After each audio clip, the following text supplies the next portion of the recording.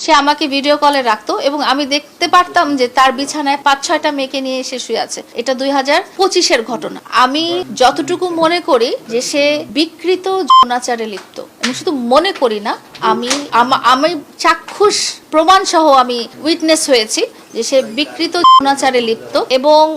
সে, আমি যেটা বারবার বলছি, সে শুধু নারীদের সাথে না, গ্রুপ সেক্স বলে একটা কথা আছে, সে তার বন্ধু বান্ধবদেরকে নিয়েও এসব করে বেড়াতো এবং সেগুলোর ভিডিও প্রমাণ আপনাদেরকে আমি একটা সময় পাঠিয়েছিলাম, যখন অনামিকা ঐশী এবং আরো কিছু নারীর সাথে তার শারীরিক সম্পর্কের ছবি আমার সামনে চলে আসে। এবং সে যেটা করে সেটা হচ্ছে যে সে যে কোনো জেন্ডারের মানুষের সাথেই সে শারীরিকভাবে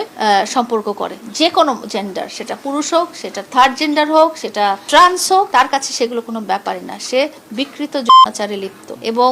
সেটা মাদক গ্রহণের কারণেই হোক না কেন, নাকি এটা ছোটবেলার অভ্যাসই হোক না কেন, আমি বলতে চাই তার যে বড় ভাই আছে, কথা বলতে পারেন না, সেই বড় ভাইয়ের একজন প্রথম স্ত্রী আছে যিনি এখনো করাইল বস্তিতেই থাকেন। সেই স্ত্রী আমার সাথে যোগাযোগ করেছিলেন এবং উনি আমাকে সাবধান করে দিয়েছিলেন, মামুন যখন ওই যে করাইল বস্তিতেই ছিল, ক্লাস 3-4-এ থাকতো, সেই বয়সে সে নাকি দুই পাশে দুইটা মেয়ে নিয়ে একই কম্বলের নিচে ঘুমাতো। একটা 3-4-এর বাচ্চার এই ধরনের শারীরিক চাহিদা